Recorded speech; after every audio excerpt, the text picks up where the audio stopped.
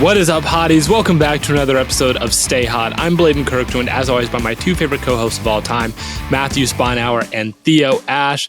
We are here, of course, to talk about Game 1 and Game 2 of the NBA Finals. So, of course, you already know that we have a great episode planned for you all today. But we are also, as we have been during this stretch, going to do another NFL Awards draft.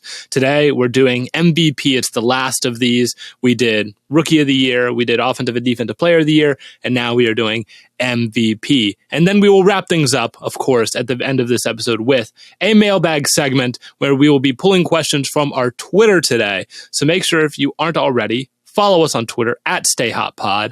But before we get into all of that, Matt, Theo, how are you all doing today?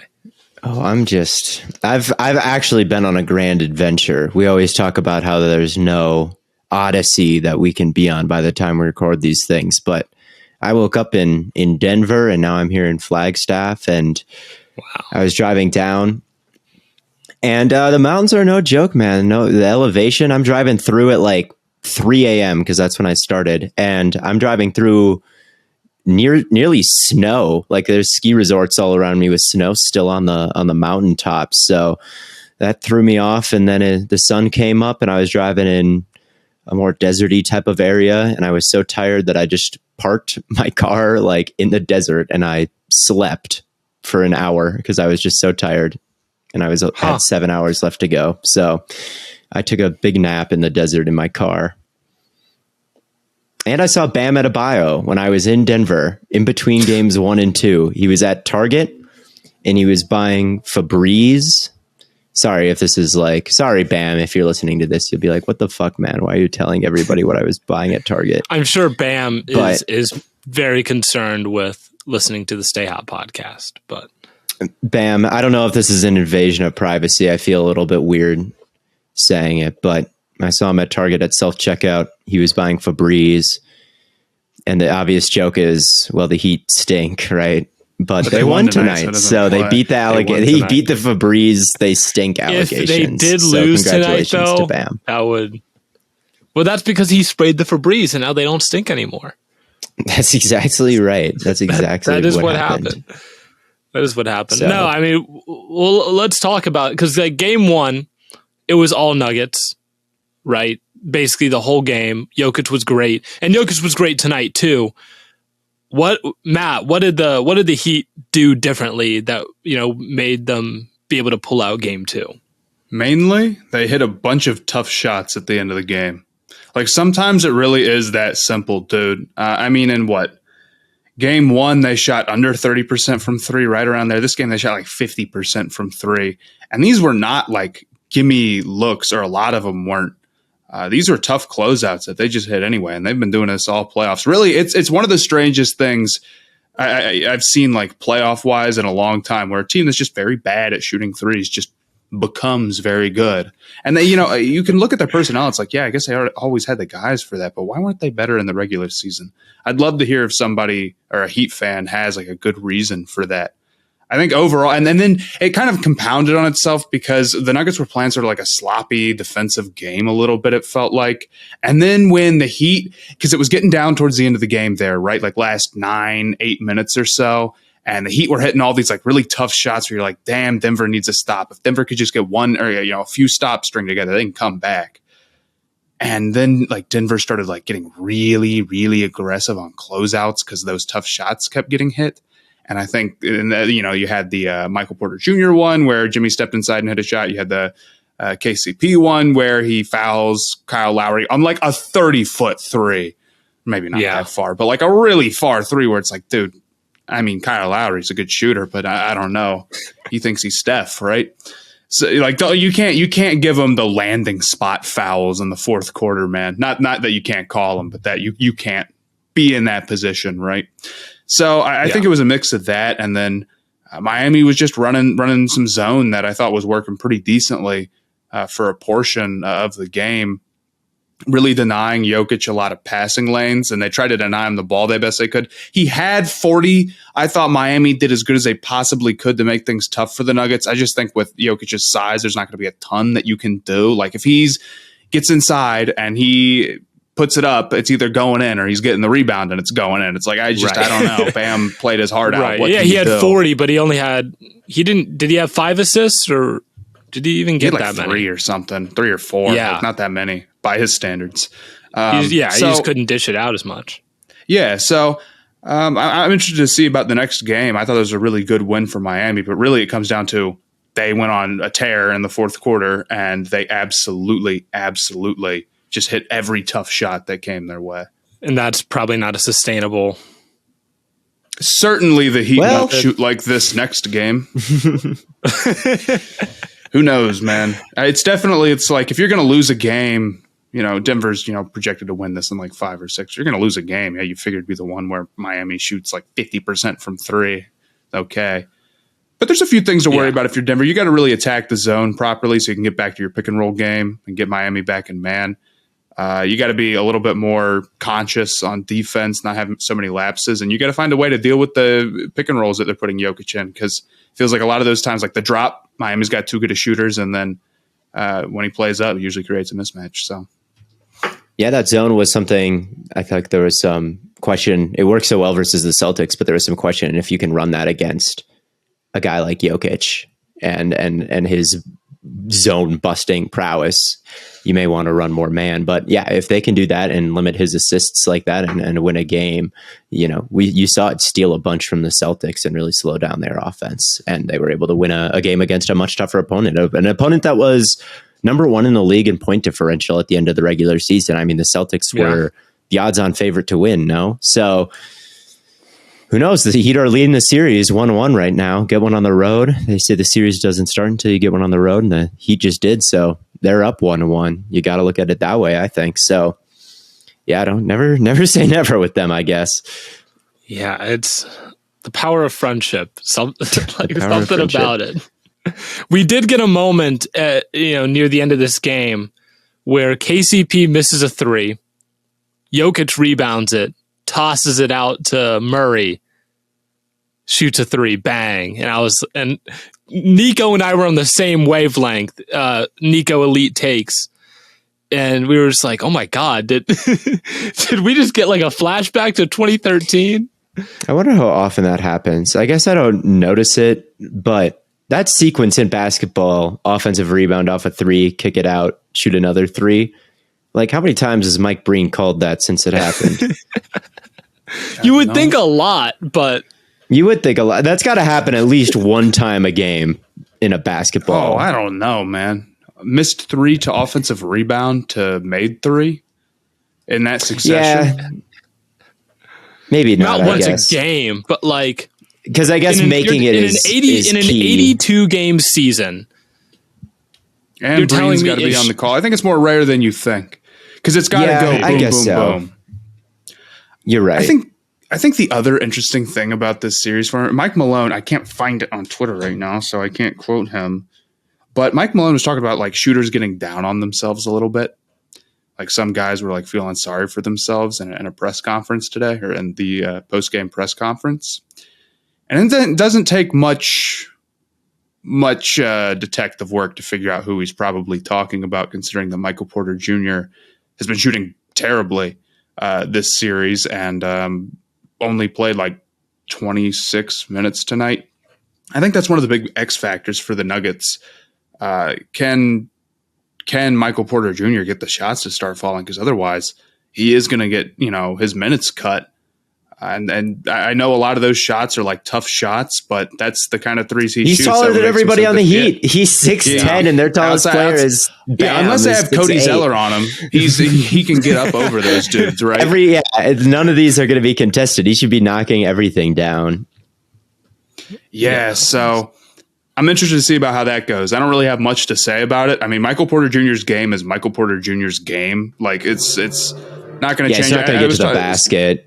Yeah. Someone on Twitter mentioned that maybe they should run more plays for him. I think I kind of agree.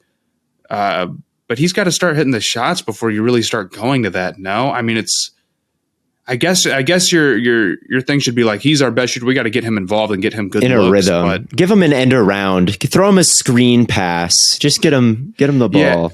Yeah, it is a lot of dribble handoff for him. I don't disagree. Shout out to whoever that was in the comments on Twitter.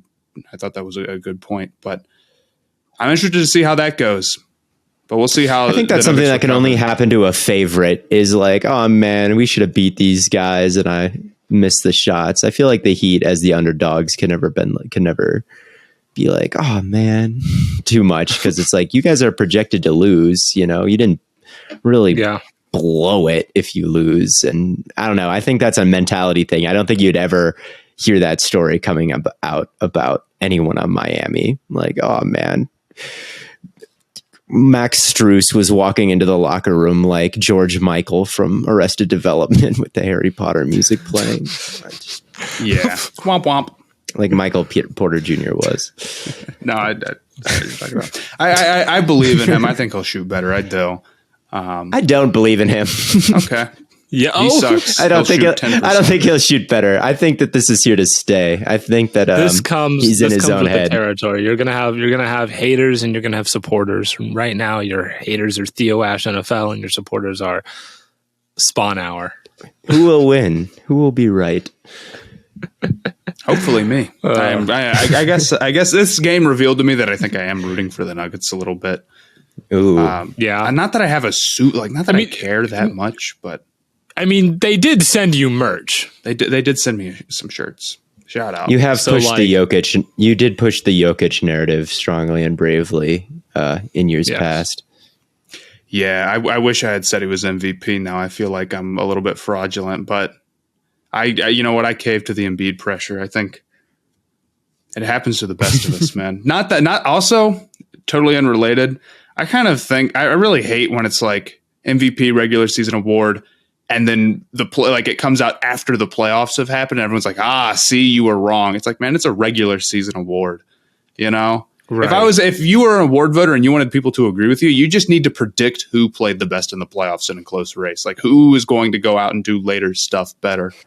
But that's neither here nor there. They were all top three. And also no one goes back and looks at like who votes for individual players. Like I think if people are interested when it first comes out and then everyone forgets, it's like, I don't know who Bill Simmons voted for, whatever. Yeah, I guess that's true. But I thought it was a great game. I'm glad it's a series. There was definitely a point where I was like, you know, when the Heat were down, where I'm like, man, is this going to be a series like that? Well, the Heat started out good. I mean, they went up 11 early on in this game. Yeah, it was a game of runs. They went up 11, and then Denver went up like 15 or whatever, and then Miami came roaring back. Shout out to them.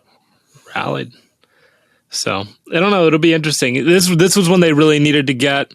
So I still lean the Nuggets will probably I'm still win Camp it. Nuggets. This game doesn't really change my mind on anything. We'll see how the next game goes. Right. That's what we need to look for. But do you think the Nuggets will pull out next game, or do you think the Heat could? Yeah, I think the Nuggets will win the next game. Take a 2-1 lead. I think they'll go. Yeah. I think they'll go 1-1, and then in the next two, and then I think the Nuggets will win the next two. That's how the Suns series went. I believe it was 1-1, 2-2. Or is it 2-0? I don't know. Who cares? Let's move on. Yeah.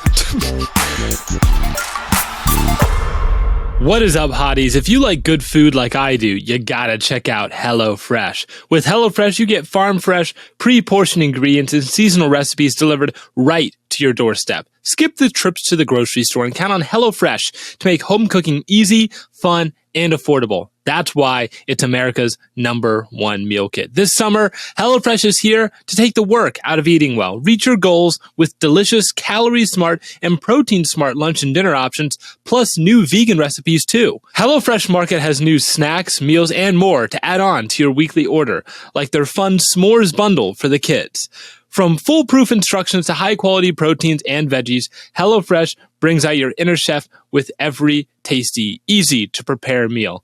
I'm telling you, like, if my sister can do it, you can do it, man. It's that easy. And the cleanup's easy too. She sucks at cleaning, and somehow the kitchen doesn't end up a mess when we do HelloFresh. So make sure you get it. All right.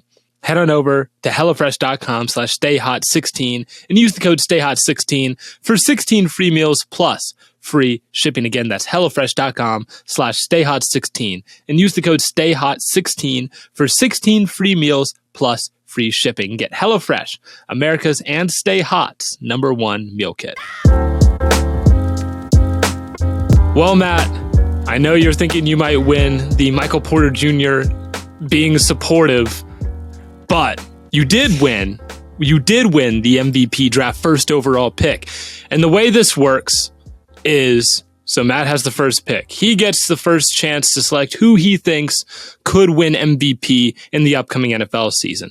Theo will have the second pick. Then he will get to pick another player that is not Matt's player who he thinks could win MVP. And then I will have the third pick. And we're snake drafting. So I'll get 2 picks. And then Matt will get 2 picks later. And then I should have the last pick.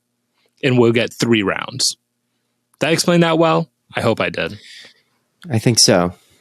Okay. Matt, you have the first pick, but I think we all know who you're taking. Yeah, I'm going to take Patrick Mahomes like I did last year. He's the best player in football, and he's quarterback. So that checks both the boxes, in my opinion. Plus, he's kind of got like everything going for him. Like, not only is he the best player in football, but he's got the championship. So it's like everybody's high on him, like they properly should be.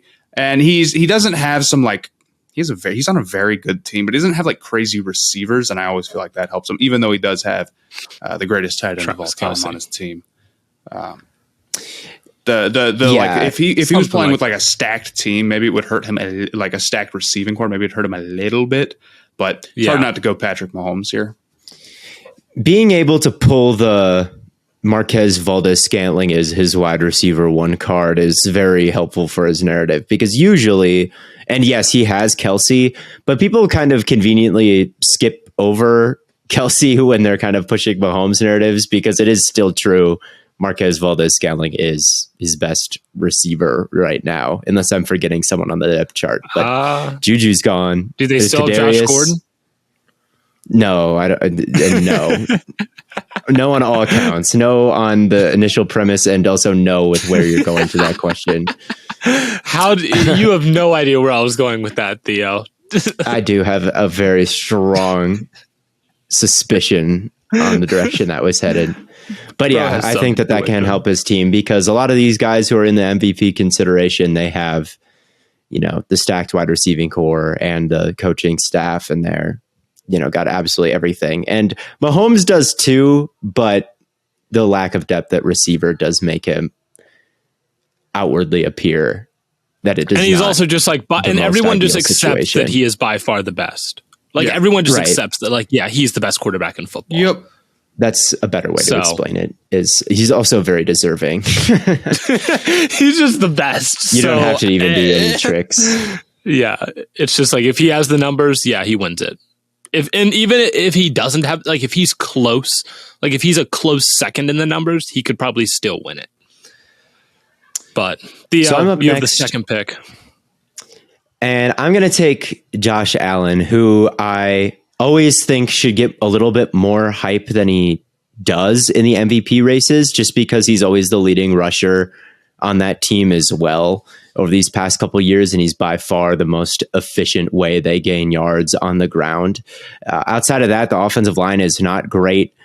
The offensive coordinator situation last year was not perfect. Ken Dorsey, I think, kind of threw his hands in the air and was like, our best play is the Josh Allen out of structure play, so we're just going to play hero ball. And that was kind of what they were operating with, is Diggs and Allen playing like the Kobe and Shaq Twitter reaction that you always see. There's not really a second wide receiver there. The line in the running game is not tip top of the league like some of these other guys. I think that he's doing the most. And of all the elite quarterbacks, I think he might have the worst supporting cast. So I think Theo, one of these years, I need to call you out on this. You cannot say that the Buffalo Bills will miss the playoffs And then Josh Allen can also win MVP. Ooh, you're right. You're right. Well, here's the thing. But you've already called it, so I've got my next two lined up. I can't believe right. you let You can that. take it. Well, here's the thing. Josh Allen could drag the Bills to the playoffs. Like, if it's not for Josh Allen, they will certainly miss it, I think. Like, I just do not think the offense is in the place that it needs to be to contend and get farther with how stacked the AFC is. I mean, the AFC is better than it was last year, and the Bills still look the same. So I could definitely see them falling out of favor, but in case they do make the playoffs or in case they are good, I think Josh Allen is the engine that runs all of that. So I don't know. I'm still down on the overall roster. I think that I still think that the Bills being the biggest disappointment next season and finding themselves out in the cold is like a little bit more likely than people think. But that's because I think Josh Allen is really the only Josh Allen and Diggs, importantly. But yeah. I'm just giving you a hard time. I understand. I know. It's a fair question. I mean, I don't know. No, they'd have to win the division. I don't know. When's the last time that a quarterback who didn't win the division won it? Oh, yeah. But I think if he does, I think for the Bills to win the division, Josh Allen has to play at an MVP level, which is what was happening last year. Josh Allen was like, as much shit as Josh Allen was getting towards the end, like, he had as good of a case as MVP as anybody. I think he had the second best MVP case behind Mahomes. And I think he's capable of playing like that. But if he doesn't, they're in big trouble on offense, I think. Well, I'm going to take... He's kind of a high variance player. So a lot could happen with him. You know, he tries a lot of shit and sometimes it goes really well. And sometimes it doesn't. Most of the time it goes very well. But there's always kind of that potential for the wheels to fall off in a particular series or game or stretches of games. For sure. Well, I can't believe you let at least one of these guys fall to me, Theo. I'm going to take a guy that's already won an MVP, and I'm going to take the runner-up last year. Give me Jalen Hurts and give me Lamar Jackson. Lamar Jackson, for the first time in his entire career, has real depth at receiver with Odell, Bateman, and they got Zay Flowers, right? Right. And hopefully that of course bodes on everyone being healthy, because this is a team that could very well just fill up the IR. But assuming everyone's healthy, dog, that offense could be crazy. And we know Lamar's capable of an MVP season, and they have a new offensive coordinator. There's a chance they could throw the ball a ton. Lamar has, I think, every bit of chance to be an MVP as anyone else. Jalen Hurts, coming off the season that he had, and knowing his track record, he can only get better. He does. He may get better. At this point, it just might happen. I don't even know. I don't know if there's much left for him to improve on. Maybe getting the ball out quicker.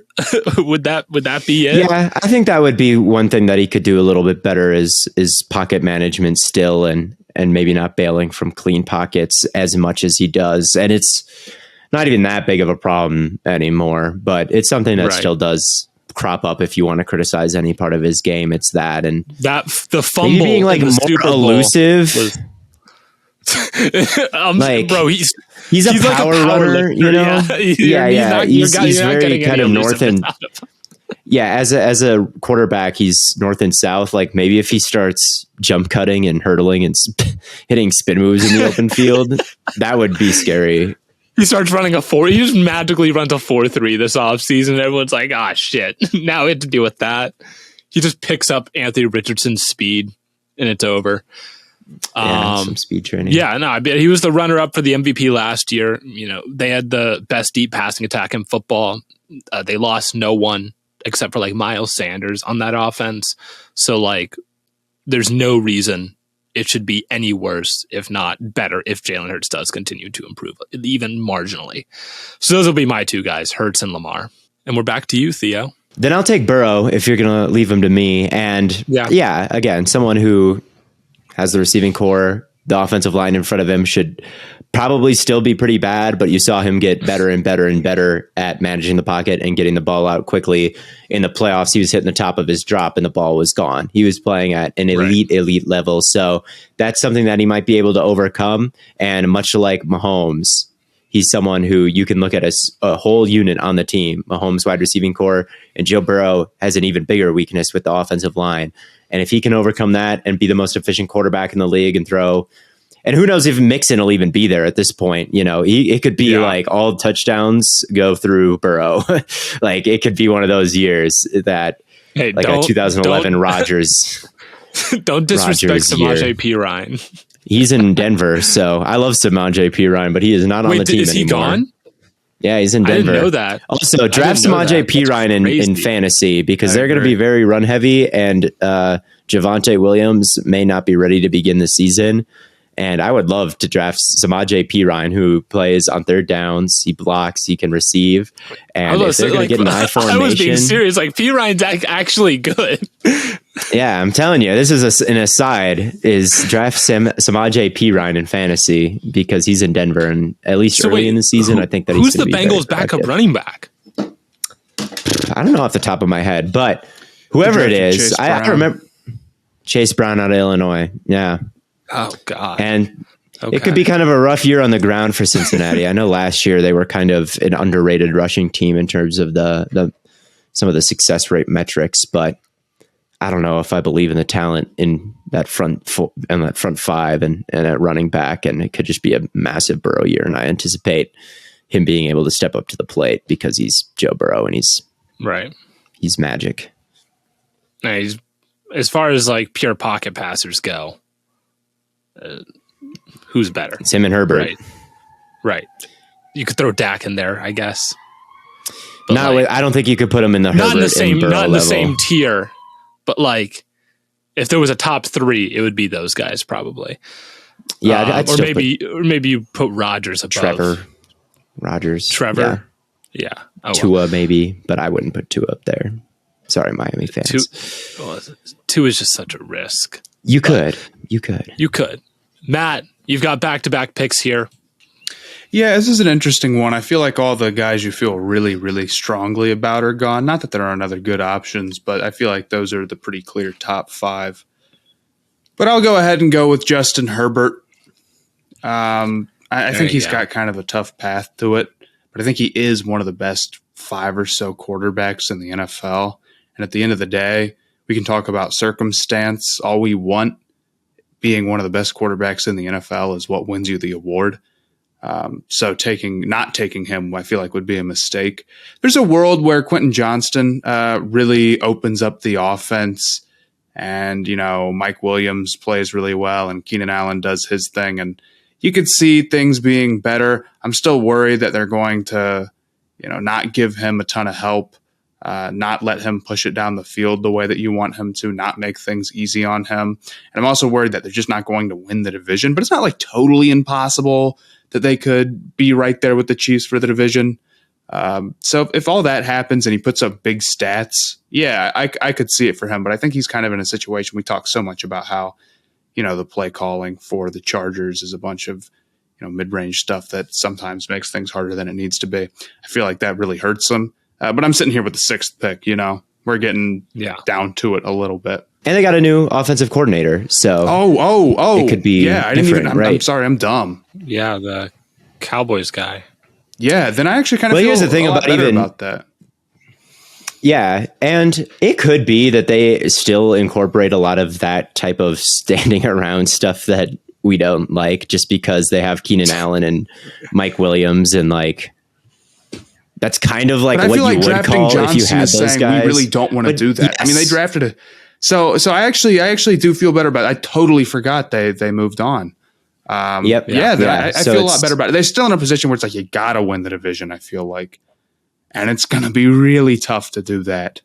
And I don't really trust the rest of the Chargers that much. But if Justin Herbert goes band for band with Mahomes and and the Chiefs end up just in front of the Chargers, I think Herbert can still win it. I think that could still happen. Like if they have the same record, but it's like, or it's like, even if the Chargers are a game behind, but if it's like a race to the end and maybe the Chargers have the worst defense or worse injury luck, which always happens, and Herbert puts up a season like he did, or a little bit of a better season than he did in 2021 when he had 38 passing touchdowns and over 5,000 total yards. Right. That could be enough. You think about, that 2021, if you turn those numbers up a notch, and I think the big key won't even be Johnston. I think the big key will be the development of the offensive line, because Zion Johnson will be in his second year. Salyer was a rookie last year who stepped in and was getting better and better as the year progressed. Trey Pipkins was getting better and better as the year progressed, and now they're going to have Slater back. So you could be dropping back with a decent amount of time. And if you give Herbert a decent amount of time, he's going to find a window. He doesn't take sacks. He doesn't really. Yeah, certainly. Right. Just like the Ravens, man. Just like the Ravens. I feel like at 6, that's pretty good value for him. I think so really too. I mean, I really up there, but we got to see the team put together first. But there's reason to believe they can. Betting on the Chargers, I mean, I bet them to go 15-2 last year. I thought they'd be one of the best teams in the league, and then everybody got hurt, and their coach had made some personnel mistakes, perhaps. You bet someone to have the best record in the NFL, they're going to fall apart. You bet someone to have the worst record in the NFL, they're going to make the playoffs. No. Did I have them as the best record? I think I did. Yeah. I think I did 15 have them as the best 15-2 wasn't the best record in the NFL. Yeah. But they still got to the playoffs without Bosa and Slater and Keenan Allen and Mike Williams for 9 weeks. People give me too much shit for that prediction. They would have been, you could easily tack on 2 or 3. Yeah, they were too mean to me as usual. I think you could easily tack on 2 or 3 more wins with even average help. And then it wouldn't have even looked that bad. Sorry for predicting them to be really good. And then they were only pretty good after all of their stars got hurt, except for Herbert. But I digress. He digresses. Matt, let's talk about how I was right about the Eagles, guys. That they go 14-3. Huh? Anyway, now I'm being salty and malicious. Matt. Now you're getting really down to it. You got to start projecting some stuff. I think the easy pick would be Rodgers. New team. Yeah. But I think it'll be tough for him to win the division, and I think he's taken just a hair of a step back. But who knows? Maybe that's crazy. You know who I want to pick, though? Trevor Lawrence. Jordan Love? Yeah, Trevor Lawrence. Not Trevor Lawrence. Or not Jordan Love, I'm afraid. Shout out to him, though. I think Trevor Lawrence kind of has... You're projecting him to take a pretty big step, but what he showed at the end of last year, pretty much all of last year, was really good stuff. He's the first overall pick for a reason. He has all the tools to do it, and he's in a division that's very winnable. They could rack up a lot of wins with a lot of easy games, and they're getting Calvin Ridley. And it's man, I think Calvin Ridley is the type of receiver that really changes the game for a quarterback, at least numbers wise. So I think it's totally reasonable to think that he could just go crazy. I mean, he's got the play caller, he's got the receivers, he's got the division path. Everything is there for him. You're just gambling. And he's got the talent. And he's got the talent, dude. It's I think everything is there. Yep. I know this would be a very big step for Lawrence, but I think it's totally doable for him, man. I think he's good at so many different things. He could be that guy. No one can call you crazy because Vegas agrees with you here, and that would be their take. Yeah, I mean, look at the step he took when he got Christian Kirk. It's if Ridley's anywhere near what he was before, I mean, no problem projecting another big leap. I mean, the Jaguars, even with Christian Kirk, they dropped it seemingly 2 crucial passes per game. It still felt like they were near the top of the league in EPA loss to drops. And I know that's a stat that someone somewhere keeps. So I don't have it off the top of my head, but I know it is kept, and it would not surprise me to see the Jaguars up there. It always seemed man, there was a couple drops in that game that could have tilted at least once a month. at least once a month, I end up on Jaguars Twitter and I see Calvin Ridley would have caught that post. Yeah, I guess worst case scenario is like Calvin Ridley is not that guy anymore and the line is bad. The line in Jacksonville worries me a little bit. I know they drafted Anton Harrison, who I like the most of the tackles and pass protection, but I don't know. Their interior offensive line was not quite what it was billed as last year after signing Brandon Scherf. It was, and I think it's still got some question marks. But he's still good in the pocket. You know, he's someone that does good. That means they're not going to run. Perfect. Yes. Yes. I mean, he threw the ball damn near like 600 times last year. I don't know where he ranks in attempts, but they want to throw the ball a lot. Like everything is there for him to make a run at it if he does his part. Yeah. I think he will. I think that he's one of those guys. He's 6'6" with a immaculate pocket presence. He's aggressive and he's athletic and he's smart, except for the first half of that Chargers game. I don't know. He's someone that I agree with. I think that he could totally do it. And then will that be your pick though, Matt? Yeah. Okay. Yeah. Just making sure. So Theo, that brings it to little old me. Who will I select? I think that I am going to take. Man, now it really gets pretty hard. Yeah. I am going to take. Oh my God, I've said I'm going to take a million times. I'm going to take Dak Prescott. I'm going to continue to be his voice of support. I respect that choice. Kellen Moore is gone. You've got Mike McCarthy calling more of the offense. I don't think that he's ever received an MVP vote. So it's a shot, definitely a long shot, but he's someone who puts up as good a numbers as anybody. And over the past few years, when Dak plays, the Cowboys are a top 5 scoring offense, right? Since he had a down year for 2 seasons after his rookie year. And I think, what was it? 2018, 2019, maybe 2019. He has as good a numbers as anybody since then. And you can point to the interceptions, but if you look at all of them, a lot of them are miscommunications with the wide receiver. A lot of them are unlucky bounces off the wide receiver's hands. I don't think that he's a really turnover prone quarterback, but he's still aggressive. He has great accuracy. He's great in the pocket. He can still extend plays a little bit. He's got Brandon Cooks, who I still think is going to be useful. I think that's going to end up being a great trade for Dallas. Yes. They're not going to be leaning on Zeke as much, which I think is going to be an overall positive for the offense. Maybe, I don't know if that's going to totally counteract the loss of Kellen Moore, but Kellen Moore wasn't a perfect offensive coordinator either. There was some silly things that he did in terms of... There was one thing in particular I can think of that was pretty silly. Being too cute and sometimes running the same formation all the way down a field and then coming and then doing another formation and staying in that all the way down the field and then going back to the other thing. And I don't know, just some weird choices in that offense. So maybe all the Cowboys fans who hate Kellen Moore are onto a little bit something that he's not going to be the biggest loss at OC. But yeah, man, Dak is always in that conversation as of the most productive quarterback in the league. And people hate on him, but there's not much of a statistical argument against this over the past couple of years. And the Cowboys could be really good in the NFC, man. Yes, they're kind of in a Chargers situation where it's like the Eagles might be the best team in the league, and it's going to be really, really hard for them to win that division. And I think they're going to give the MVP to Dak if Hurts wins the division or something like that. But, man, I think they're pretty easily the third best team in the NFC. And one down year from the Eagles for whatever reason, a down year from the 49ers, and they're a 2 seed with a great record.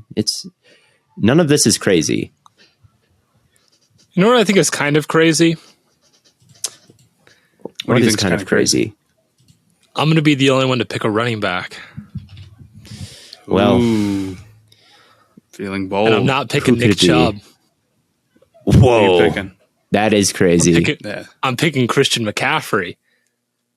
You talk about if the 49ers are one of the teams that are going to be an elite team, probably going to win their division, first of all, might win the NFC as a conference. McCaffrey last year was putting up crazy numbers, running, receiving in the middle of the season, putting up crazy numbers, running, receiving, through a touchdown pass, I think at one point, maybe a couple. It's just like everything that they did on offense ran through him. Now, part of that was they were dealing with some turbulence at quarterback, right? So understandable that you lean on your best players as much as possible, but who's to say that's going away, right? You still don't really know what you have in Trey Lance. Brock Purdy's hurt right now. Like, there's no reason why they don't lean on McCaffrey. And if the team is good, which it probably will be because they're well coached and they have talent at receiver and at running back and their offensive line's good and their defense is amazing. And if McCaffrey's the front runner if he's like the clear leader of that offense, there's no reason he's not getting votes for MVP. I really like that take. I think, I don't know if I'd say he has a better chance than like a Rodgers or a Tua. No. So I might not take him at 9.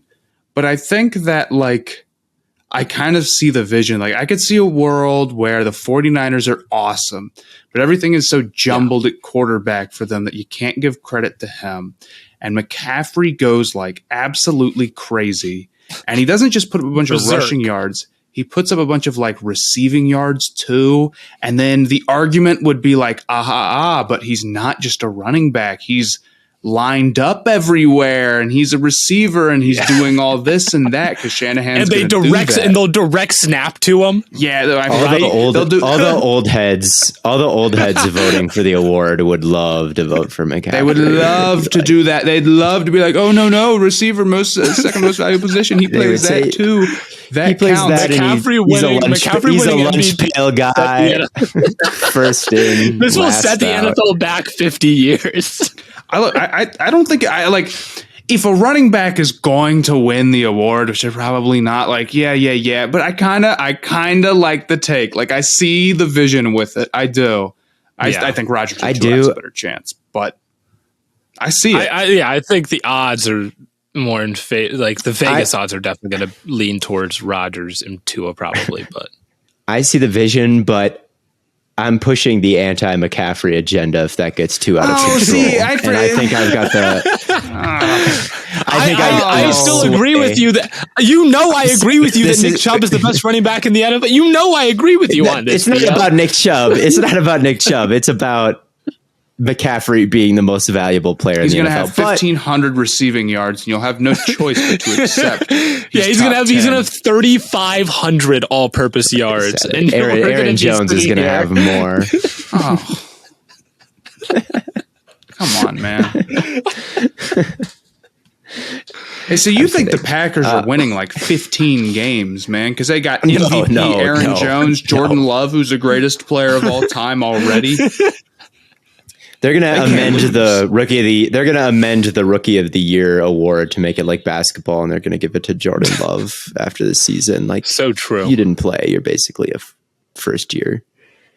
So we got rookie of the year Jordan Love, MVP Aaron Jones, offensive player of the year Christian Watson, and then the Gary defensive player of the year. No, that is not what I'm gonna project, but it's fun to pretend. A man can dream. And I know what you all have been dreaming of. This mailbag segment brought to you by Oakley. Trust the best in eyewear business with your summer fit this year. They're not only the best looking eyewear on the market, but Oakley is also the highest quality. And like Theo mentioned last time, all the colors are better. It's crazy. So get on over to guys. Oakley. New colors just dropped. New colors just dropped in the new Earth update 1.15. Go over to Oakley.com and snag a pair today. Again, head on over to Oakley.com. And thank them for sponsoring. You do not want to miss these new colors. No, you don't. I haven't got mine yet. They got sent to the wrong place, but I would be wearing them. I'd be grinning. I'd be grinning really big. So we know, Matt. We understand. Can I put them on the? Can I put them on the? Edit them onto YouTube me, screen? please. There we go. Oh, that's kind of like the little Instagram filter. It's like 2012. That's exactly what I'm saying. You're looking around, and I'm like, I'm in. That's kind of cool. Your whole life could be like that all the time, and you never take them off. You wear them inside. You wear them at the restaurant, and you get yelled at. Oakley's gonna be mad, but I genuinely mean this. That I love to wear them, and I love the way it looks cool. It looks cool. Anyway, thank you, Oakley, for sponsoring the mailbag segment. On to the mailbag. First question is from Cortez on Twitter, and this is relating directly to what we were just talking about a little bit ago. Is Calvin Ridley to the Jags being overlooked right now? Maybe a little bit. Like Calvin Ridley is up there when he's healthy, dude. And I think he's probably just like, it's not like a Stephon Diggs type deal or like an AJ Brown, but it's just the tier below that. And I think he's a real game changer, dude. His route running is crazy. He's a pretty great all-around receiver and has been since he's been in the league. I think it's being properly rated. I think everyone's excited about it, but it's not at that level of AJ Brown and like we haven't seen him in a long time. We haven't seen him in a long time, and we haven't seen him really be super elite without Julio. So I still think, and he's like age 30 with a little bit to prove. I think he's going to be good. I don't think that it's a bad move or that he's going to be underwhelming. I think that he's going to be an important piece to that offense and unlock something. But there are some risk factors to it that make it like not worth building up the hype too much. I think when you talk about the contenders in the AFC, you always hear it like, well, don't forget the Jaguars and how they added Ridley. And that's kind of how I feel is like, there's all these big heavy hitters. And then it's like, who knows what Ridley is? He could be really good. And I think that's a pretty common take. So I don't think it's being undervalued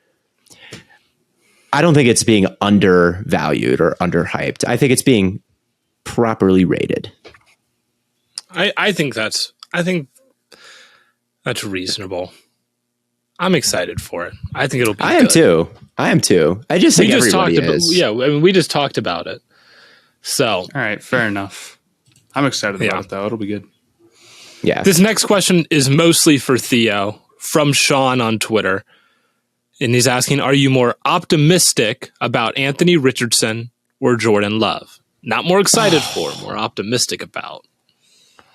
That's such a hard question.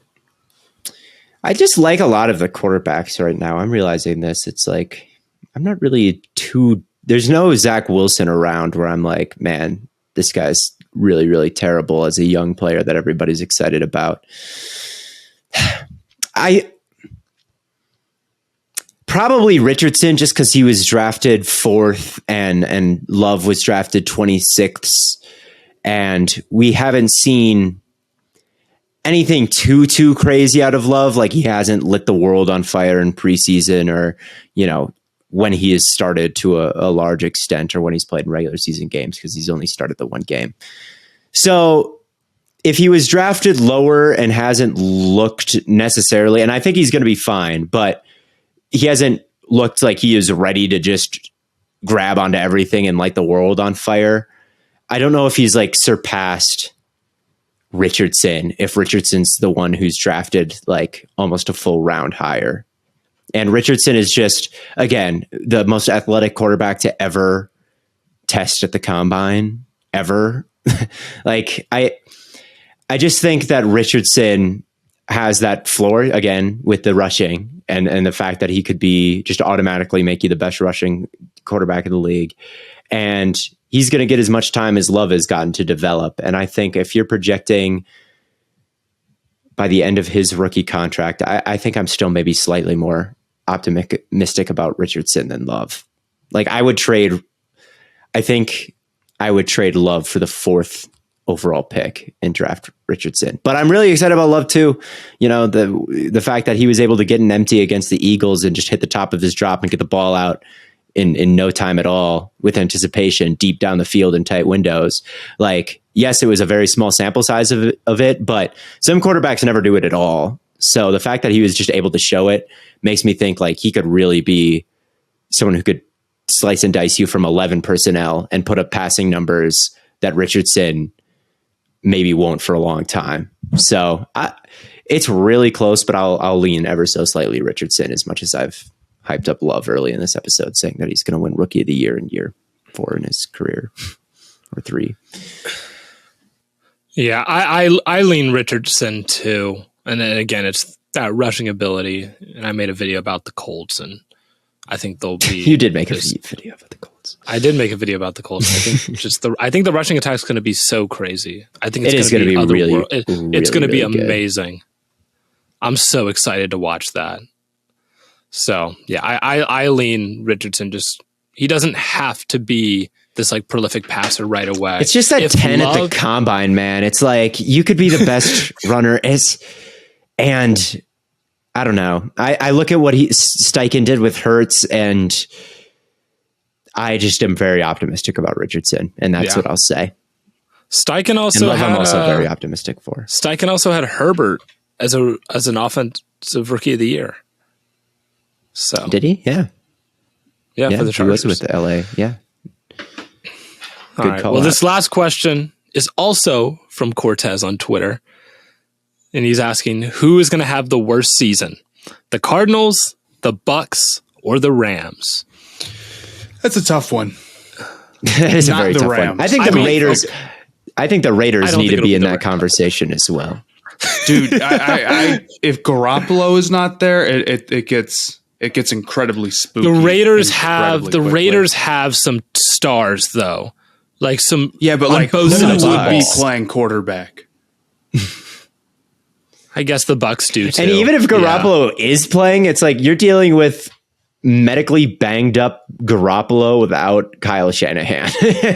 Like that's not going to be top level quarterback play. I mean, Garoppolo doesn't create anything in terms of big plays without an elite head coach.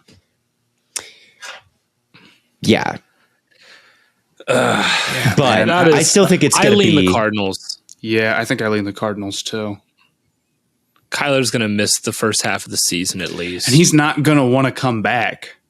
That's the other thing. Right. It's like, dude, it's going to be like 1-7, 1-8 halfway through the year. Kyler's going to, like, what would he be coming back to do? Lose them the number 1 overall. Right? Pick. Not to say that he won't come back entirely, but I think there's a real good chance that he's like, dude, like, he's not going to rush into it. He's going to take as much time as humanly possible. Maybe he comes back and gets like a good 4 games in or something for the sake of not just going a year without playing football. I think it's really possible. He's maybe shut down for the whole season. Yeah. It's going to be a heavyweight fight at the bottom. That's all I got to say, because the Cardinals look so bad. And then I look at the Rams defense and then I'm like, well, it could very easily be the Rams because their second best defender is Ernest Jones. Probably. It's like, I don't know. You know what I was thinking about when I was making I was looking at the Bengals secondary and I realized that Nick Scott from the Rams, bro, who do the Rams have left in their secondary? It's Troy Hill? Someone named Yeast. We got Durant, Kobe Durant, Darion Kendrick, who ran like a 4.8 and got torched whenever he was on the field last year. Your boy Hodges Tomlinson, Blaiden, might be their best corner. If you want to, is Tre'Vius Hodges Tomlinson protected to start? No, probably, shot. Dude, they don't have anybody. They have Robert Rochelle and Kobe Durant. Those are literally the first. Is Troy Hill not even there anymore? No. I'm looking at ESPN. It's Kobe Durant, Russ Yeast, Jordan Fuller, Robert Rochelle, Tre'Vius Hodges Tomlinson, and Darion Kendrick. Oh my god! With Quentin Lake and Jason Taylor the second. Is that related to the other? They're going to be starting a 5'9" corner and a guy that runs a 4'8". This is fucked. I'm telling, yeah. So I don't know, dude. It's going to be pretty bad, but they do have McVay and they do still have Stafford, who will hopefully be healthier. And that might get him above the equally as atrocious Cardinals supporting cast who have injured Kyler and Jonathan Gannon calling the shots. So it's probably still the Cardinals, but did you guys see that video of Baker and Trask at Buccaneers training camp? It was so bad. I did. Just missed every throw. I was like, this can't be, like, it's a training camp video, like, whatever. And then I watched it. I'm like, you know what? That should never happen. Yeah, but Trask it's not is like some good player doing that. It's like, dude, it's going to be rough at QB. But the rest of the team is still like pretty, like if they had even a decent quarterback, I feel like they'd be relatively competitive, to be completely honest. But they had a losing record last year.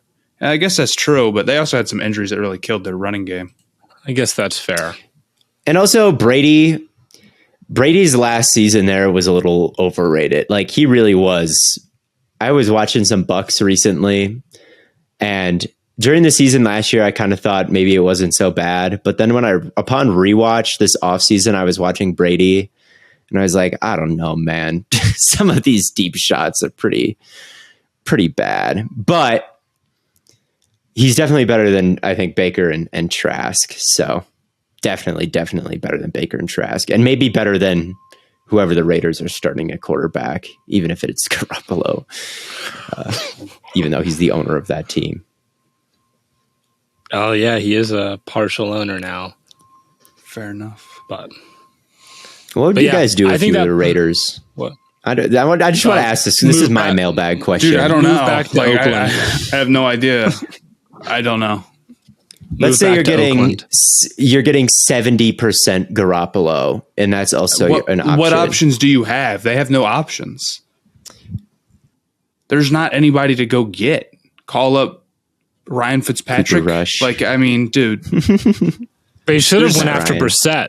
That was the fact that they didn't go out and get Brissett, I think, is a mistake. Well, here's the thing. McDaniels can only work with Patriots. It's Tom Brady's the owner. Jimmy Garoppolo's the quarterback. Brian Hoyer's the backup. It's like, let's bring in Jacoby Myers. It's like, I need people I worked with in New England because no one else likes me.